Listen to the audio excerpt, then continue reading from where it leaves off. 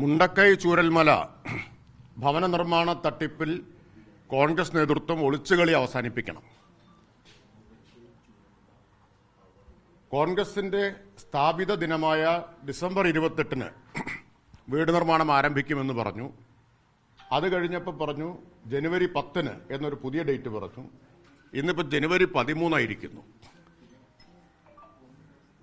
ഈ വീട് നിർമ്മാണത്തിന്റെ പേരിൽ ഒരു ആപ്പ് ഉണ്ടാക്കിയിട്ട് ഉൾപ്പെടെ വൻതോതിൽ പണപ്പിരിവ് നടത്തിയിട്ടുണ്ട്. ആ പണപ്പിരിവിന്റെ കണക്കുകൾ വെളിപ്പെടുത്തണം. ആ പണം എന്തു ചെയ്തു എന്ന കാര്യം കോൺഗ്രസ് നേതൃത്വം മറുപടി പറഞ്ഞേ തീരൂ. ആ പണം ഉപയോഗിച്ചുകൊണ്ടാണോ ലക്ഷ്യ ക്യാമ്പ് വയനാട്ടിൽ നടത്തിയത്? ആ പണം എന്താണ് ചെയ്തത്?